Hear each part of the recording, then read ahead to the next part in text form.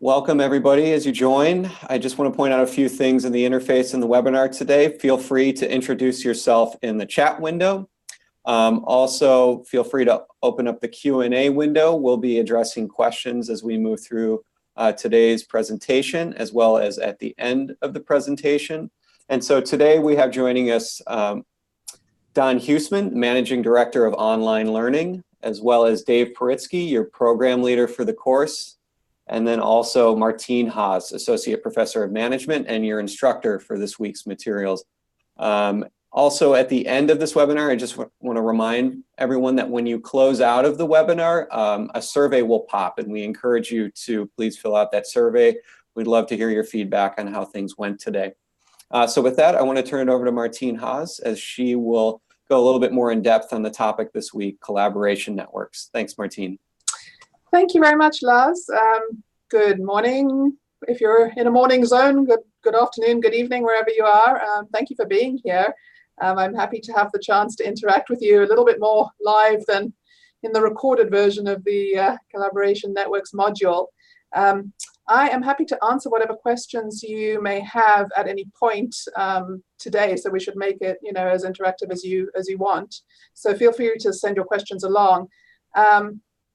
But I thought I'd start, sort of get us going, get us launched by taking you through some additional material, which is just a way to kind of deepen, maybe recap in some ways, and also deepen a little bit some of the things that we talked about during the module and that you've had a chance to practice in the assignment. So actually the way I was thinking about doing this is kind of using the assignment that you guys have probably all just completed, and not so much going through what you could have answered, but kind of giving you a level of depth of how you might answer it a little bit more using somewhat more sophisticated methods than maybe you already used. Again, my idea here is just to give you a flavor, a sense of kind of what you can do with collaboration networks, tools and techniques. I know that for many of you, this may not be something you've really thought about. Network analysis is it's really the cutting edge, right? So when you think about people analytics, it's one of the kind of coolest, hottest new areas that people are moving this kind of stuff towards. And for you, it may be really relevant, it may be less relevant, but I want to just make sure that you have some familiarity with what it's all about, and that if you see the materials or you see the results of these kinds of analyses, or you have these kinds of problems in your organization, that you feel equipped to kind of understand how to tackle them, how to think about them, maybe how to understand and interpret the data that people may be generating for you, or to generate it yourself if you're going to do this yourselves in your own organizations. So that's the plan. I hope it sounds okay. So again, send questions as you want, but other than unless I see questions coming in while I'm presenting, I'm going to run you through kind of 20 or so slides that go through what I thought I would do. Again, is start with the assignment questions, because you're all familiar with that, and it's a pretty simple kind of setup. But going to go again a level deeper than you may have gone. Some of you may have already gone deeper, but may have gone a little deeper than you have already in your assignments. So look at some specific measures that you can calculate to capture collaboration patterns and to try to kind of answer these sorts of questions. So we'll walk through these one by one. You all saw the adjacency matrix that was part of the assignment, right? So you were given the edge list, which was just kind of very raw data, and then you were also given this matrix form. And of course, you can see a lot of things just intuitively by looking at this adjacency matrix. And so in your answers, and I had a chance to look at some of your answers that came in earlier this week, which were great in terms of the assignment, like what are your intuitions about what's going on here? Some of you got further in kind of plotting the network and really kind of trying to analyze some of it in more depth. So, I saw a lot of good application of the concepts that we've been talking about during the module. So hopefully, you're feeling reasonably comfortable with a lot of those ideas. So this is a great, starting point, is just by looking at a matrix like this, you can immediately see, people are communicating quite a lot within admin, within production, within sales, much less so on the in-between kind of communication. So it's really easy to kind of intuit some of these things pretty quickly from just this kind of layout of the data. But what we can do, of course, is to actually plot the network, right? And some of you, I think, have managed to do this in your assignments, but it certainly wasn't required or expected in the assignments. The instructions may have kind of led a couple of you to think, oh, maybe I should be plotting this. We weren't expecting you to do it for the assignment. We just wanted you to, again, to sort of, give some intuitive answers based on the layouts that we provided for you. But some of you did figure out how to use statistical packages, and there's various packages you can use to plot the data. And some of you may have come up with better looking plots than this. It's not the best one in the world, but it does give you a sense of kind of what this looks like as a network, right? So I'm going to use this plot.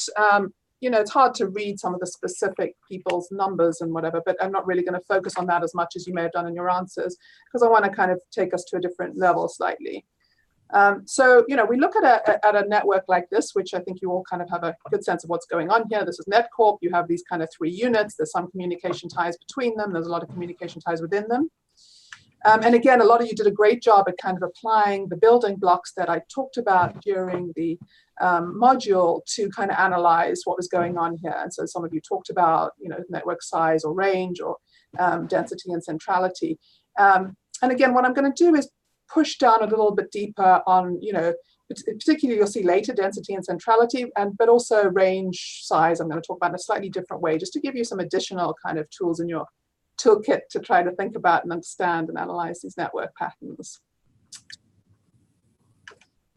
So the first of these questions, again, I'm not going to spend lots of time discussing the question because you guys have already had a chance to think about it for yourselves. But you have, these 3 departments, and the concern is whether they're talking to one another. And so we're going to think about, are they talking to each other at all, enough? Is it good? Is it not good? What can we make of this, right? And we can immediately see some things like, oh, there's some people who seem to be really important in this particular, network, right? The CEO looks really important in terms of connecting departments to one another. In the way this diagram's laid out, again, it's not the only way you could draw it, but admin 4, production director, are both kind of clearly, seem to be key connectors between different parts of the between different departments. One thing I want to show you is, okay, so this organization, is not super big, right? We've got, I don't know what it is, 30 or so people in the, more than that, 30 to 40 people in the whole network, right? But, take a look at this one, right? So this is, a much bigger organization with, a couple of hundred people, more than that, several hundred people maybe. And again, the people are the green dots, and the ties between them you can think of as their communication networks.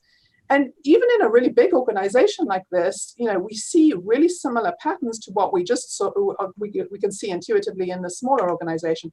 So in the big one, here's what we see, right? We see some things that we can call clusters. And so those are areas where people are really cooperating a lot and kind of communicating a lot with each other, right? We also see bridges, right? So bridges are these sort of connections between the groups or the departments, and those can help with the flow of information or ideas from one part of the organization to another and can foster innovation in that way, for example. And then we also see in this particular diagram something we might call islands, right? So disconnected parts of the network, groups of people who talk to each other, but they don't talk to anybody else. And those islands, the idea here is, you've got human capital there, but you can't kind of connect it to the rest of the organization. So in some sense, it's wasted potential, although maybe you want islands, right? There's sometimes reasons why you want these different things. You want people to be a little separate in order to be able to do their work in peace or without interruption.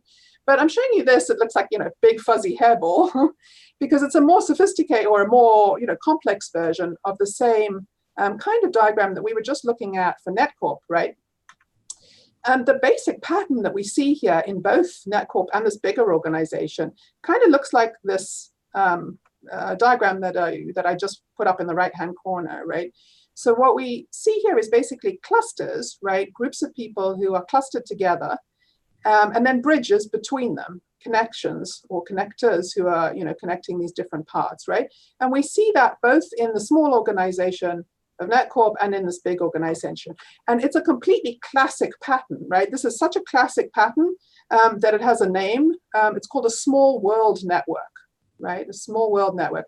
And actually, if you think about, this is not just in organizations, if you think about your personal social networks, they probably look a lot like this, right? So our personal social networks, we tend to have clusters of people that, friends that all know each other well. And then maybe we have, another cluster of friends somewhere else. Maybe one was from the town where we grew up, and another one is from where we went to college, and another one is from where we took our first job, right? And another one is where we are currently. And you are the connector or the bridge between those different clusters of people who all know each other well.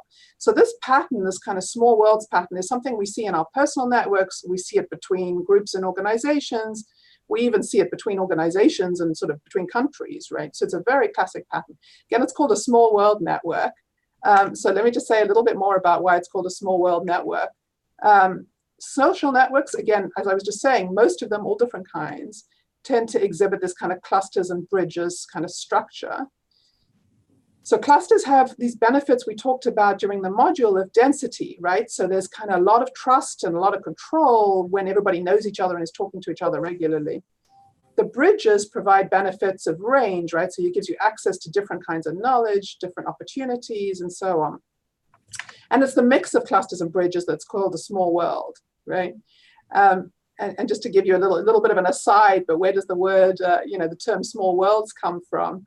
You may be somewhat familiar with it from the Disney song, right? It's a small world after all, famous Disney song. But the idea has been around for a long time. The idea of a small world, right, is that it only takes a relatively small number of links to get from one person to another anywhere in the world, or, anywhere in the country, right? So it's like, oh, wow, what are my connections to, the president? Well, I have no direct connections to the president, but, how many steps in the chain of people that I know and the people they know would it take me to actually access the president if I really had to, right? And the idea is actually it's not that many usually to access just about anybody, right? And that's a small world kind of network. So you may have heard of the term 6 degrees of separation. And it's a related idea. So basically, this came out of research that was done by Stanley Milgram, who was a Yale psychologist in the 1960s.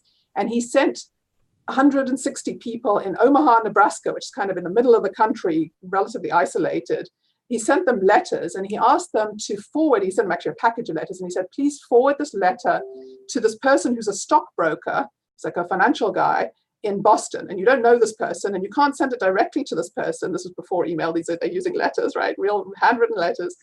So you can't send it directly to this person. What you have to do is you have to send it to somebody you know on a first name basis who you think could help to get it further towards that financial guy, stockbroker in Boston, right? And they wanted to count how many links, how many times the letter got forwarded before it reached the stockbroker, right, in Boston. And so it was an experiment, social science experiment. A lot of these letters never arrived in Boston at all. But of the ones that did, what they found was that it took on average 5 or 6 links in the chain, 5 or 6 steps to reach the stockbroker from Omaha, Nebraska, right? And this is where the idea of 6 degrees of separation comes from. That's where the number comes from, is that on the study, on average, it took 5 or 6 links, right? So the idea, again, is that we can connect to people, other parts of the world, other parts of organizations through other people, right? And on average, it doesn't usually take that many steps to do that. Why doesn't it take that many steps? It's because of the clusters and bridges kind of structure of a small world, right? Those bridges are critical. You need those people who are going to connect from one cluster. Maybe it's the Omaha financial community. So you send it to somebody in Omaha who's in finance, and that person is more likely to know somebody in finance and in Boston, and to send it, across to the Boston cluster, right? So you need those connectors, those bridges, to kind of help different parts of the network to get connected. And so I'm telling you the story because I think it helps us to see, in the setup of the 3 departments at NetCorp, kind of what's going on, right? We have these clusters. We have, a small number of people who seem to be pretty important here as bridges. So I hope I'm not, I hope you're managing to follow more or less. Obviously, send questions if you're getting confused or if you want to know more. But what I'm going to do now is just give you a quantitative way of thinking about this that's a bit more sophisticated along the, this is analytics. So I want to give you an analytic tool to think about this, not just intuitively, but quantitatively, right? And so one thing that we can think about, and we've talked about, these concepts of range and network size, which are clearly connected to this idea of like how easy is it to get across the network from one end to another, right? But another way of thinking about connectedness in the network, or how easy it is to get from one department to another, is something called path length, right? And path length is very similar to the idea I was just talking about. So it's how many steps does it take to get from one person in the network to another person in the network. And so what you can do in any network is to calculate the shortest number of steps, or the shortest path length, and the technical term is geodesic, between each pair of people in your network. So if you do this for the NetCorp network, what you can see if you calculate the shortest length, shortest number of ties or paths between each pair of people, and then you average across everybody in the network, on average, it's about 3 connections, 2.8 connections, to get from any one person to any other person, right? Which doesn't look too bad, right? You've got to go through 2 to 3 people to get to anybody, in this organization. But the maximum number is 6, which is pretty high. Remember, I just told you 6 degrees of separation to get across the world, right, on average. So, in your own organization of 40, 50 people, that it takes you kind of 6 steps in the chain to get from, to somebody that you might want in a different part of the organization. That feels like it's a fairly high number. By the way, I'm giving you these terms like geodesic because if you are using a statistical package to do network analysis, like for example, R, you can, plug in a statistical command, which will be something like geodest, but depending on the package, you have to look up what the name is, and it will calculate this for you, right? So this is something you can easily calculate. Obviously, you can count it by hand, but statistical packages that run network analysis will count it for you and calculate these numbers for you. So, so we can look at the overall network. We can say 6 seems kind of high. It's also notable, of course, that a lot of them go through the CEO, which you might be kind of worried about. Like, is the CEO really going to pass you on to the next person and the next person each time, right? But another way that you can think about this is that you can break down the network into the various parts, right? We know there's an admin cluster, a production cluster, and a sales cluster. And what you can see here is you can see how well connected people are within their different parts, right? So here, the average is highest, and high is bad in this case, right? It means it takes more more steps in the path, more steps in the chain to get to somebody in another part, to get to somebody else in the network. So here, what we see is that sales, the mean and the max are the lowest, right? So it's these people, and we can see it intuitively, are very well connected, right? It's pretty easy to get from any one person to any other person. Production is the least well connected, right? So they've got the highest mean and the highest maximum. And that means it takes the longest, or on average, it's harder to get from one part of the network to the other, even within production. So this is telling us some stuff that we can see again intuitively, but here you can see how you can put numbers on it, right? By calculating the average path length. And what that tells you is, the sales people are very well connected, production people not so well connected, admin's pretty well connected, right? If you look at the overall network, you've got some questions about, why it takes some people, 6 steps to get from one part of the network to another, and especially if you have to go through the CEO. Okay, so, I hope you're getting the sense of what I'm going for here. I'm just trying to give you like a little bit more depth on some of these ideas that you've already managed to kind of get your heads around, I think, and execute really well in your assignments. So let me move to the second question. So the second question in the assignment was kind of focusing on the sales department and saying, they seem to be really slow at making decisions, and that's causing us problems. We're losing business. Why do we think that is? And so, it's really easy to look at the sales department and say, they seem to be really well connected. They don't seem to be that well connected to the rest of the organization. And actually, of the responses that I saw to the assignment, which were not all of them by any means, just a handful, quite a lot of you were focusing in your answers to this question on how well connected is the sales department to the rest of the organization, which could lead us to, obviously to lose business or not to do so well, right? And I think that's a really, it's a good way to answer the question and to think about the question. But the question's also asking you to think about why is sales just in itself slow at making decisions, right? So, and that might be because they don't have the information they need from the rest of the network. I think that's a good answer. But let's focus in particular on what might be going on inside sales for a minute, right? So here we can think about comparing communication within the departments, right? And here I'm just going to compare administration and sales as we blow these up and make them a bit bigger, because actually they have about the same number of people in them. I think admin has about 12 and sales has about 14 people in it. But you can see that sales, again, is much more connected, right? People are communicating much more. So this has to do with the idea of network density, and a lot of you did apply or think about this concept as you were, thinking about this question. And we had discussed it, of course, in the module. So here I want to give you, and in this case, I'll give you the equation because it's a really simple equation. If you want to calculate network density, this is how you calculate it, right? So what you're thinking about is how many possible links are there between all the people, all the pairs of people in the network, and how many actual connections, how many actual links or communication ties do you see, and you plug them into this equation and you get a density number, right? And again, in a statistical package, you can plug in some command like network.density, and it will generate this for you. You don't have to do it by hand, but it's a pretty simple one to understand how you do it by hand. So here, what this will do is it will generate a density measure, right? So again, you can look at the overall network and say, well, what's the overall density of that network? 0.14 here. I don't think that's necessarily such a useful number in this particular question. But what is kind of more useful is to compare perhaps across the 3 different parts of the network and look at the numbers for admin, production, and sales, right? And what you see is that sales is a density level of 0.63, right? Versus admin, which is 0.33, even though they have roughly the same numbers of people, right? Production has quite a lot more people. So sales, there is just a lot, it's a much denser set of connections, denser set of ties, which again, we can see easily and you can intuit easily, but again, here we can just calculate it better.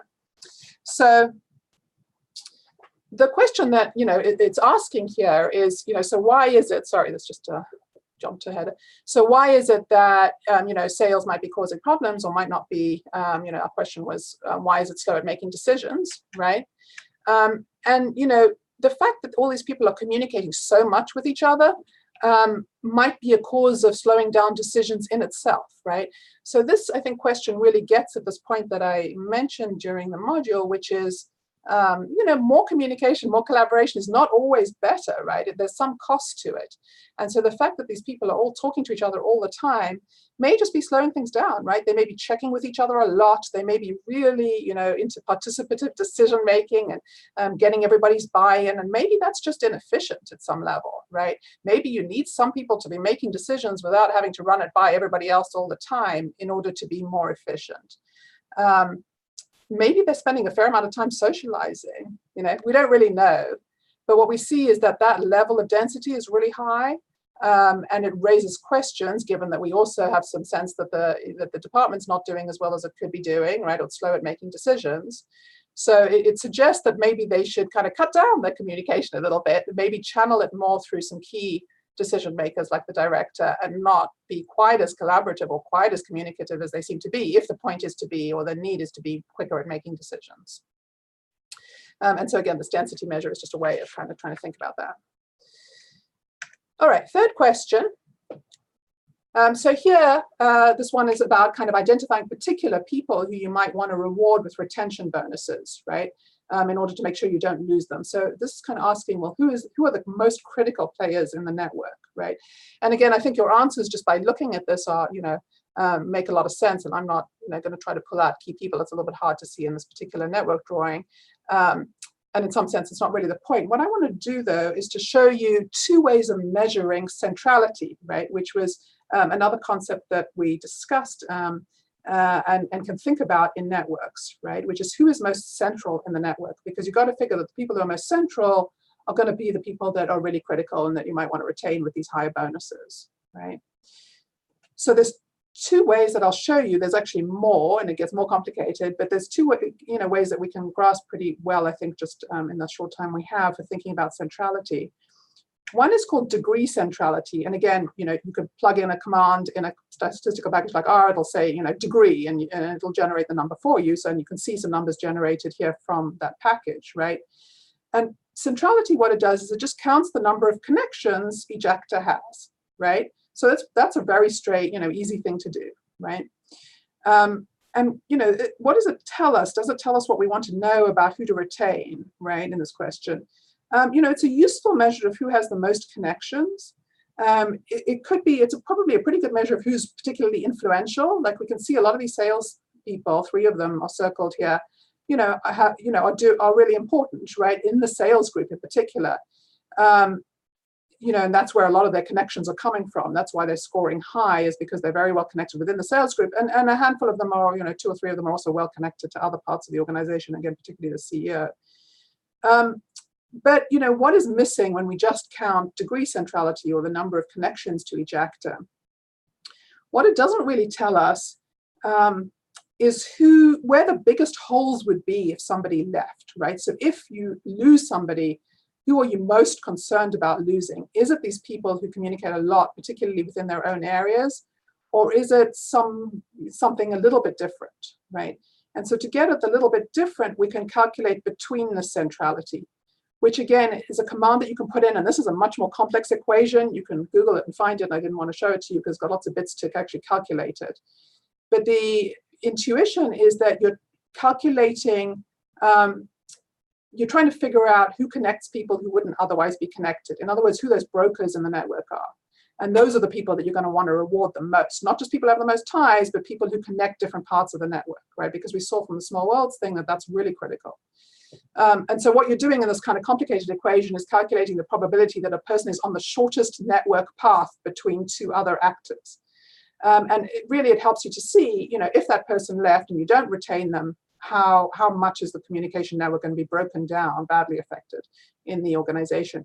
And what you see when you calculate these between the centralities, again using command, a particular command in a statistical package, is that the ranking or who comes out on top is actually a little bit different than who comes out on top on the degree centrality measures. So I think it's production manager 11, production 11 and admin 4, come up much higher in this because they're so critically positioned in between as brokers between different departments. And so suddenly you start realizing, oh, I really need to reward those people, not just the people who have the most ties. So a different way of looking at this question of how to award bonuses, who is most central or most critical in the network. Both ways are valid. It kind of depends on what you're trying to maximize, right? You care a lot about making sure that you have communication between different parts of the network, in which case you're going to care about between the centrality. Do you care a lot about those people who are really critical within their own groups, in which case you might care a bit more about the degree centrality. All right, the last thing I'm going to mention, just because it was one of the questions, but I'm not going to give you a technical way of thinking about this, but it's just to close out the recap of the assignment, is question 4, which said, there's lots of dimensions to collaboration networks. What data do you think we need to collect to better understand the ways people are communicating with one another? How would we capture this? This is a sort of very open kinds of question, right? Yeah. So what I think the important thing to see here is that mapping network structures by asking things like who collaborates with whom and how much. It's a very it gives you a sense of structure, but it doesn't give you a lot of other things, right? It doesn't give you a sense of the quality of the interaction, right?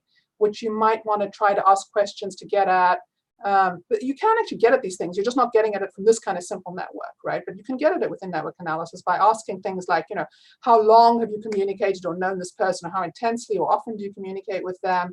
How helpful is that communication? And you can map networks using those questions, right?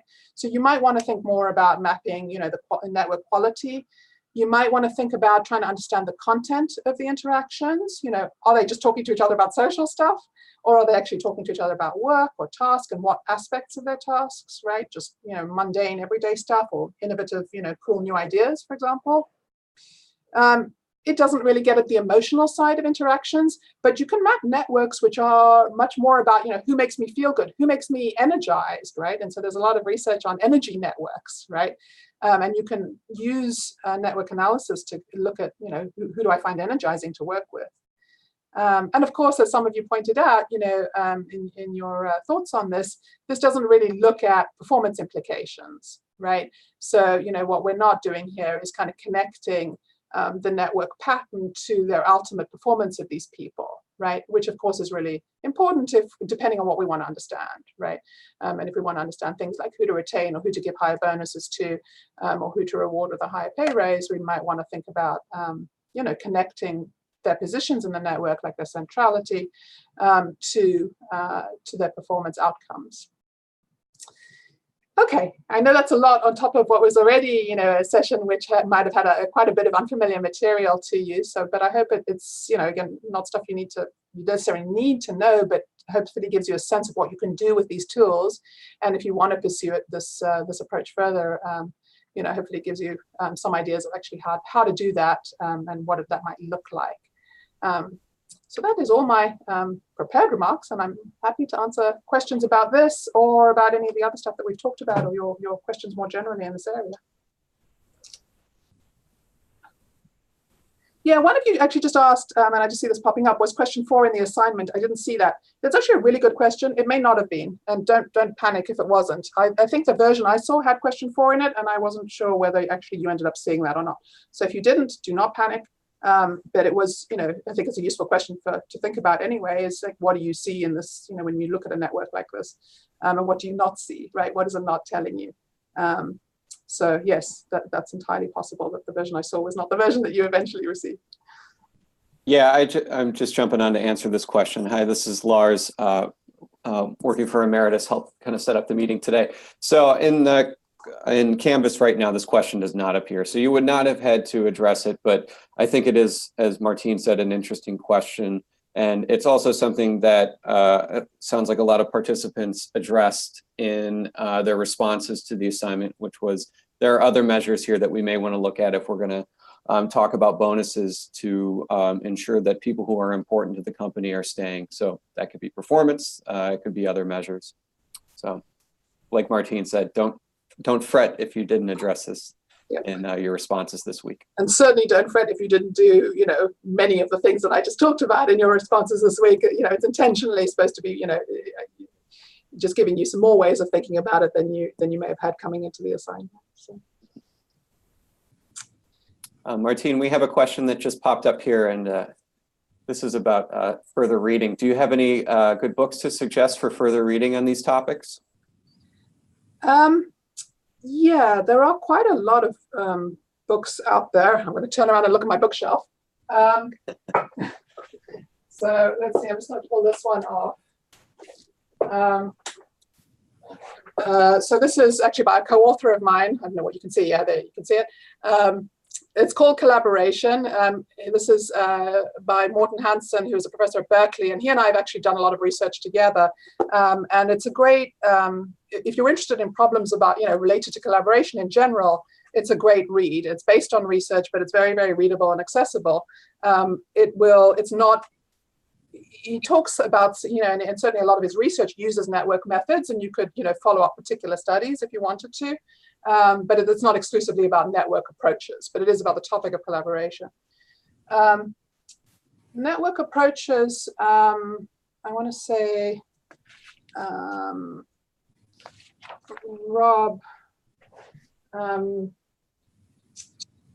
Rob Cross, who I use quite a few of the examples that I use in the module come from Rob Cross's work, and I'm pretty sure that he has a book on social networks. I'm not 100% sure, because we tend to read the academic article versions than the books. But definitely look him up, and he has a lot of very readable stuff on social network analysis in general, and I'm almost 100% sure that he has books that would be relevant. If I was able to get online now, I could probably Google pretty easily and see what else comes to mind. But there's definitely a lot of books on social networks, and I think that if you could just Google, you will actually find several. I would look for ones that are written by kind of academics or practitioners who do kind of, high level consulting and kind of really know what they're doing. There's probably a fair amount of stuff that isn't that strong. But that would be a couple of starting points if that's helpful.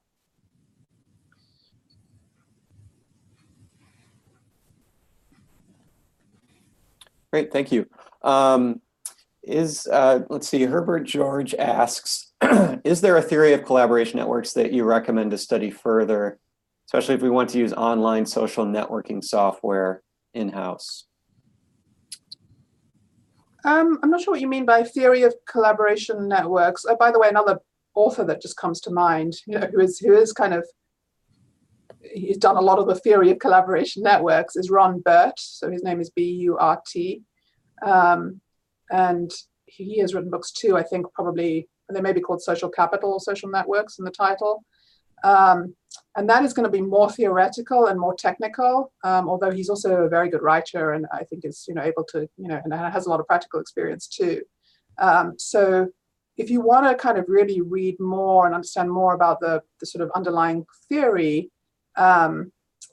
he would be a very good, place to look. Again, I would probably, unless you're familiar, used to reading academic articles, you might want to steer away from his academic articles, which are very important and very influential, but not that easy to digest. And try to look at either his books or, if he's written in more managerial outlets like Harvard Business Review, those would be other places to try to find that. There are also, definitely more methodologically oriented books, like textbooks, that will go through the kind of commands and that kind of stuff that you need for these packages more. Again, I think there's one called Social Network Analysis. I'm going to turn around again. I think it's on my shelf. I don't know where. So it might not be worth my trying to find it right now. Here it is. So this is, here you're getting more like a, serious textbook, right? Social Network Analysis. It's by Wasserman and Faust. So Wasserman and Faust, Faust. And, that's going to give you, really lots of equations and lots of mathematics to kind of get at this. This particular book is probably, it's probably a little bit out of date, given that it was written a while ago. And there's probably more up-to-date versions that might be a little bit easier to digest. Up-to-date, I don't mean to say out of date, it's just a little bit older. I think, there's probably more recent ones, although probably what they're talking about there hasn't changed that much. It's still important and useful. But so if you want to dig more into the real theory on the one hand and methods on the other hand, those would be a couple of references that you could look at. But I'm sure, in terms of the online software that, you can also just go into the particular software packages and they will navigate you around the commands, right? They'll tell you how to calculate density or betweenness centrality they'll tell you what commands there are. And you can also do it at that pretty mechanical level without really needing to understand the mathematics behind it. Of course, it's really important to understand the intuition, like what is it telling you, right? And so that's why I focused quite a lot on that just in our conversations now and also in the module, right? It's like, if you generate these numbers, what do they mean, right? But it's not that hard to figure out how to generate the numbers by going into the, the packages.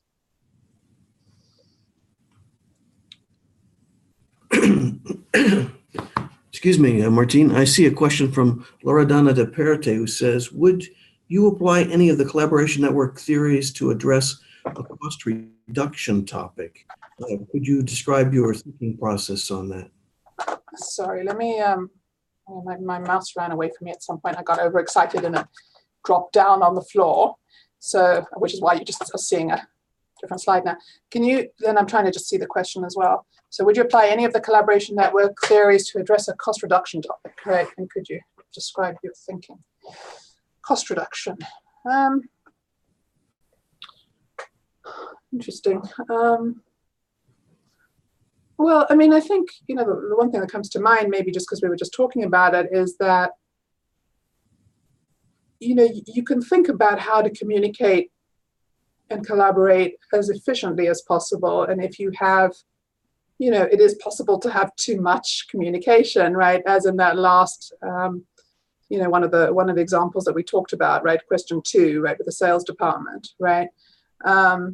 And so, if your costs are really high, what is that driven by? If it might be driven by things like slow decision making, or too much time kind of spent in consultation, right? So I think that the question of cost reduction is, well, do you have reason to believe that that is related to the way that people are working together, right? And if you think that it might be, then you can use network approaches to try to understand, well, how are people working together and where does it look inefficient? But, I wouldn't necessarily start with, a network approach to the question again, unless you have reason to believe that it's something to do with the way that people are collaborating, right? If you do, it should be completely usable in that context, and you just have to think very carefully about how to ask the questions to try to get at the issues that you think are potentially causing the problems, right? Whether it's time spent or whether it's the wrong people involved in decisions, or too much kind of running everything by the boss, and the manager. So you got to shape the network questions, and this is generally true, to try to make sure you're going to pick up or be able to see, data that you think is going to speak to what you have a sense is going on, right? And just trying to do it out of nowhere without it being guided by kind of some sense of what's really happening in your organization is probably not going to be a good use of time. But thinking it through and thinking about, does it make sense, and what kinds of questions would I want to know the answer to? I think there's no reason why it shouldn't apply to cost reduction too, if that's the case. This is Dave. If I may chime in, just from a part of a recent operating experience, this is a part question perhaps to Martine as well, is in a post-acquisition setting, I was in a situation where we had two groups that were effectively directed to collaborate with one another and communicate with one another, and I would dare say over-communicate with one another. But in some cases, that level of communication led to eventual phasing out of some of the redundancies. In other words, once the communication and collaboration got to the point where people were able to adapt parts of each other's job descriptions, then all of a sudden, because of the acquisitive environment or the post-acquisition environment, you all of a sudden had 10 people that were doubly educated for a job that perhaps 7 or 8 could do. So I didn't know if you've ever seen that in the sort of post-transaction world, if that plays a role as well. Yeah, no, I think that makes total sense, right? I mean, we know, obviously, after acquisitions, you're trying to put two different organizations together. There's all sorts of problems, and a lot of it is about cost cutting, right? Or trying to figure out where there is redundancy, right? I don't want the takeaway from your comment, Dave, to be, therefore people shouldn't talk to each other when they, when organizations merge, right? Because you're trying to hold on to your jobs. But yeah, that is where organizations can benefit from synergies, right? Or, from reducing redundancy or overlap is, if people are doing essentially the same thing. And yeah, the more they, communicate, the more likely you are to see that. You might also, not just in after acquisitions, but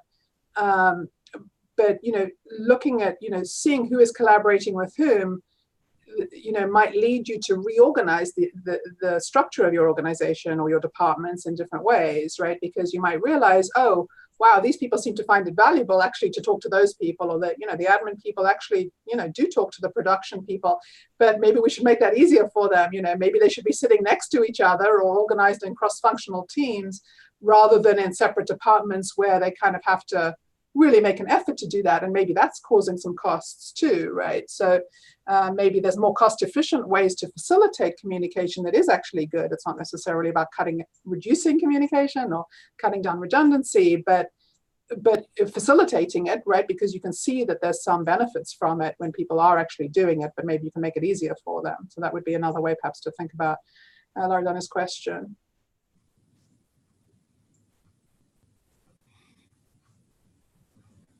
Martine, there's another question that's come in from an anonymous attendee who says, or asks, how might we introduce the concept of a collaboration network to management and to the organization community at large to encourage them to participate in possible studies to be done, especially for an organization whose culture is more comfortable with more tangible outputs? Right. Yeah, no, it's a good question. I think that one of the cool things about network analysis and thinking about collaboration in network terms is that it is actually very tangible in a sense of, you can put numbers on this, right? And so for people who, really don't like, organizations that really don't like kind of culture surveys, or, oh, we need to be more, touchy-feely, we need to collaborate more, it actually gives you a way to kind of quantify that and look at, with some real rigor, right, analytical rigor, look at where the problems are. So actually, I think people are more receptive to this than they might be. And sometimes, organizations get really burnt out. We've done too many culture surveys. Don't give us another one on how we need to collaborate more, right? But this is so I think the sales pitch obviously is going to depend on your own organization, right? How you want to sell this, or introduce people to the concept. But I think it's often compelling to kind of be able to say, this is a leading edge way of thinking about collaboration, right? We know that collaboration is a really big deal for our organization. We know it's something we should care about, we do care about, we try to do better or whatever, right? But we haven't had a lot of good ways to think about how to actually do this better, right? Network analysis is a absolutely hot topic, cutting edge, not just within organizations, but in many different fields, right? So network analysis and these same concepts that I've been talking to you about, clusters, bridges, density, range, centrality, these ideas are being used not just within social networks and not just within sort of organizations, but people are using them to understand all sorts of things like the spread of disease or how to set up your oil refineries and your oil pipelines. I mean, all over this is, if you look up network analysis in general online, you will see that it's being used in many fields. It's a very big area. Like universities are setting up huge centers that look at network analysis in all the different parts of the university, right? It's not just within organizations. So these tools are really kind of leading edge, right? So, we can, so one way of talking to your organization about this is, we can be on the leading edge of thinking about, collaboration in a way that's actually, hard, not soft, right? It's actually gives us some tangible ways of mapping, counting, figuring out where the strengths are in our collaboration setup and where they're weaker, right? And we can identify some very actionable things to do that are based on data and not just based on some sort of sense of, okay, this is going well here and not so well here. So I guess that's how I would think about it, and I think it's actually fairly compelling, particularly for organizations that are not so excited about the soft stuff, right? It's a harder way of thinking about some of these topics that are quite difficult to pin down otherwise.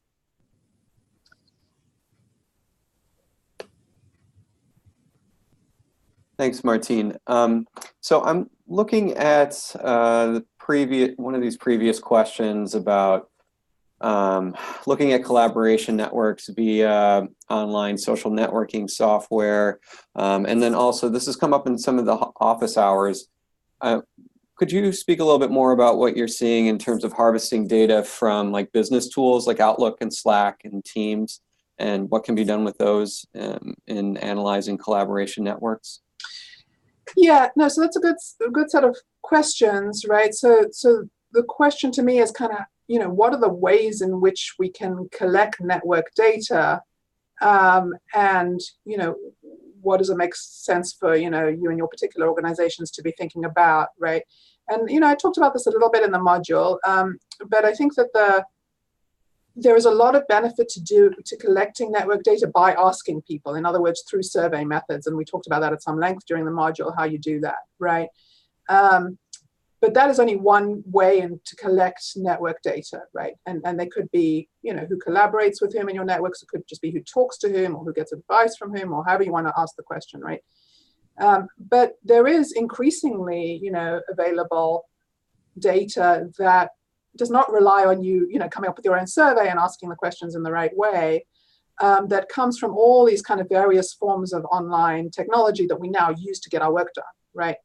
So, a lot of people are using, for example, email data to try to map the networks between people in their organization. So, again, and you could use Slack or any kind of online collaboration, tools where you're able to actually capture and download who is actually talking to whom, how often and when, right?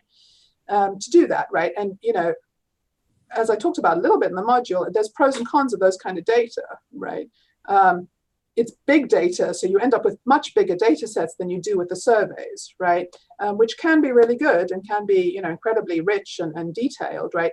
It's also quite hard to deal with very big data sets like that and to actually find what you're, something interesting and important sometimes in those kind of very big data sets.